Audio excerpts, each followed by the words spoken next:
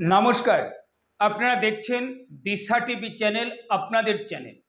প্রতিদিনের মতো আজকেও এক প্রতিবেদন নিয়ে আপনাদের কাছে এসেছি। 2024-এর লোকসভা নির্বাচনে পশ্চিমবঙ্গে 42টি লোকসভা কেন্দ্রে ভোট হচ্ছে, আপনারা সকলে জানেন। কিন্তু তার মধ্যে যে কটি লোকসভা কেন্দ্র নিয়ে প্রতিদিন আলোচনা চর্চা চলছে মাঠে ময়দানে, বাসে ট্রেনে এবং চায়ের দোকানে, ডায়মন্ড হারবার লোকসভা কেন্দ্র তার মধ্যে অন্যতম। কেন? আপনারা সকলে জানেন। এই কেন্দ্র থেকে আইএসএফ এর একমাত্র বিধায়ক নওশাদ সিদ্দিকী বলেছিলেন যে দল যদি অনুমতি দেয় তাহলে এই ডায়মন্ড হারবার লোকসভা কেন্দ্র থেকে তিনি প্রার্থী হতে পারেন। কিন্তু আমরা শেষ পর্যন্ত দেখলাম যে তিনি প্রার্থী এই ডায়মন্ড হারবার লোকসভা কেন্দ্র থেকে হননি। অন্য প্রার্থী করেছে আইএসএফ। তারপরে প্রার্থী বামফ্রন্টের প্রতীকুর রহমান, ছাত্র নেতা এবং সংখ্যালঘু সম্প্রদায় থেকে এসেছেন। বামফ্রন্টের পরে তৃণমূল কংগ্রেসের প্রার্থী আপনারা সকলে জানেন যে অভিষেক ব্যানার্জি 2019 সালের লোকসভা নির্বাচনে বিশাল ব্যবধানে জয়লাভ করেছিলেন এবং 2014 সালের লোকসভা নির্বাচনও এই কেন্দ্র থেকে জয়লাভ করেছিলেন। কিন্তু 2014 সালের লোকসভা নির্বাচনে জয়ের ব্যবধান ছিল 71,298 ভোটের।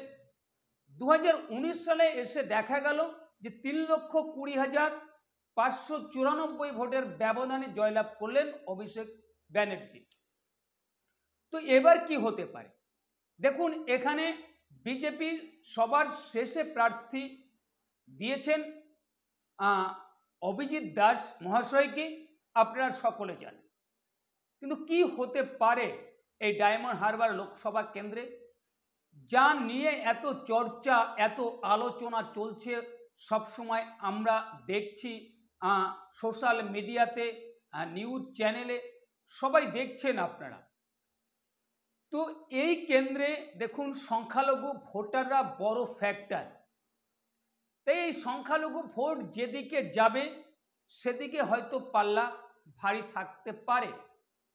দেখুন, যদি আমরা দেখি যে 2019 সালের পরে 2021 সালের বিধানসভা নির্বাচনে এই ডায়মন্ড হারবার লোকসভা কেন্দ্রের অন্তর্গত যে 7টি বিধানসভা কেন্দ্র আছে, সেই 7টি বিধানসভা কেন্দ্রে সবকটি বিধানসভা কেন্দ্র জয়লাভ করেছিলেন তৃণমূল কংগ্রেসের প্রার্থীরা। তো যদি আমরা জয়ের ব্যবধানটা একটু দেখি তাহলে দেখা যাবে যে সবথেকে কম ব্যবধান ছিল এই 7টি কেন্দ্রের মধ্যে ডায়মন্ড হারবার বিধানসভা কেন্দ্র। সেখানে 16,946 ভোটের ব্যবধান ছিল।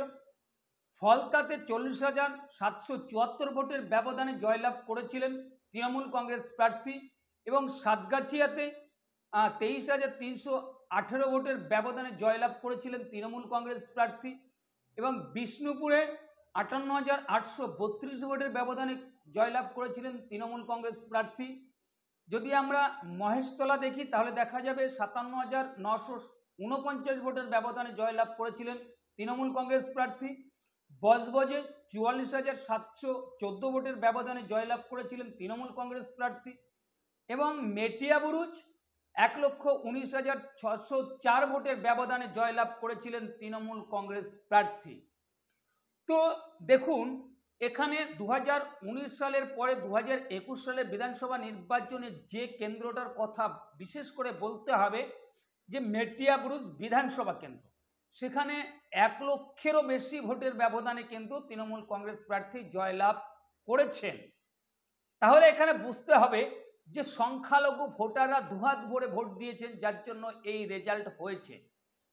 তাহলে এবার 2024-এর লোকসভা নির্বাচনে সংখ্যালঘু ভোটাররা কোন দিকে যেতে পারে?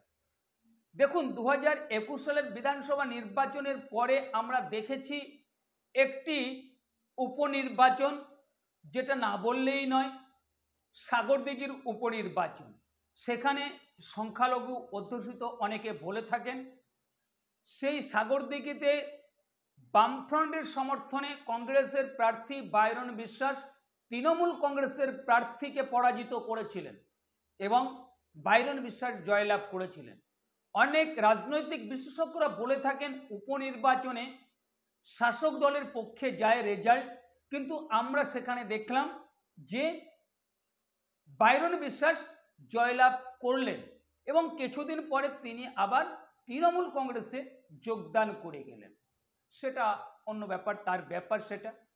কিন্তু তেমন যদি হয়, এই ডায়মন্ড হারবার লোকসভা কেন্দ্রের সংখ্যালঘু ভোটার এবং সংখ্যালঘু ভাই বোনেরা, যেখানে দুটি দলের প্রার্থী আছে সংখ্যালঘু ভাইয়েরা, প্রতীকুর রহমান বামফ্রন্টের প্রার্থী এবং আইএসএফও প্রার্থী দিয়েছেন সংখ্যালঘু সম্প্রদায়ের লোককে। তো এখানে যদি সংখ্যালঘু ভোট বা মুসলিম ভোট যদি ভাগ হয়ে যায়, সেটা কিন্তু তৃণমূল কংগ্রেসের মাথা ব্যথার কারণ হতে পারে। আর সবথেকে আরেকটা কথা বলবো, যেখানে যে সবশেষে যে প্রার্থী দিয়েছে বিজেপি অভিজিৎ দাস মহাশয়কে, আমরা তেমন কোনো প্রচার কিন্তু দেখতে পাচ্ছি না। দেখুন, পশ্চিমবঙ্গে আর 41টি লোকসভা কেন্দ্রে, যেখানে কেন্দ্রীয় নেতৃত্ব, রাজ্যের বিরোধী দলনেতা, রাজ্যের তাবর তাবর নেতারা দিনরাত এক করে যেখানে প্রচার করছেন, কিন্তু ডায়মন্ড হারবার লোকসভা কেন্দ্রে বিজেপির কিন্তু তেমন কোনো প্রচার চোখে পড়ছে না। আপনারা কি দেখছেন সেটা আপনারা বলবেন। তাহলে এই কেন্দ্রে কি হতে পারে?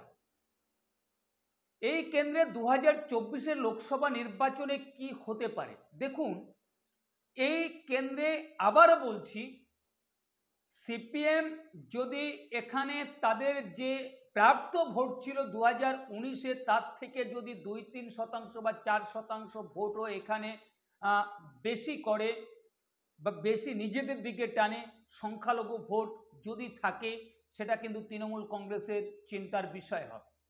তারপরে আসবো আইএসএফ এর কথায়। দেখুন, আইএসএফ এর এখানে সংগঠন কি আছে সেটা তাদের ব্যাপার, কিন্তু সমর্থক যে এখানে আছে, অনেক সোশ্যাল মিডিয়ার ইন্টারভিউতে সেটা কিন্তু দেখা গেছে। অনেক সোশ্যাল মিডিয়াতে আমরা দেখেছি, যেখানে ডায়মন্ড হারবার লোকসভা কেন্দ্রের অন্তর্গত অনেক জায়গাতে বলতে দেখা গেছে যে আমরা ভাইজানকে চাই, আমরা আইএসএফকে চাই। তো এই সংখ্যালঘু যে সমস্ত ভোটাররা আছেন, যদি আইএসএফ এর দিকে যায় 10-12% ভোট, যেখানে 2019-এর লোকসভা নির্বাচনে আইএসএফ বলে কোনো দল ছিল না বা প্রার্থী ছিল না এই ডায়মন্ড হারবার লোকসভা কেন্দ্রে, সেই কেন্দ্রে যদি আইএসএফ এর প্রার্থীর দিকে 10-12% ভোট চলে যায়, বা যদি সিপিএম 2-4%-5% ভোট যদি নিজেদের দিকে টানে, তাহলে কিন্তু সমীকরণ অন্যরকম হতে পারে। আর দেখা গেছে যে বিজেপি যে ভোটটা 2019-এর লোকসভা নির্বাচনে পেয়েছিল, তার থেকে যদি 1-2% ভোটও এখানে যদি বাড়িয়ে নিতে পারে, তাহলে কিন্তু এখানে সমীকরণ চেঞ্জ হতে পারে। আপনারা কি মনে করেন? কমেন্টের মাধ্যমে অবশ্যই আপনাদের মূল্যবান মতামত জানাবেন। আর আমাদের ভিডিওটা যদি ভালো লেগে থাকে, তাহলে অবশ্যই একটি লাইক করবেন, শেয়ার করবেন এবং চ্যানেলটিকে সাবস্ক্রাইব করে আমাদের পাশে থাকবেন। ধন্যবাদ। দেখা হবে অন্য কোনো প্রতিবেদনে। ততক্ষণে আপনারা ভালো থাকবেন, সুস্থ থাকবেন।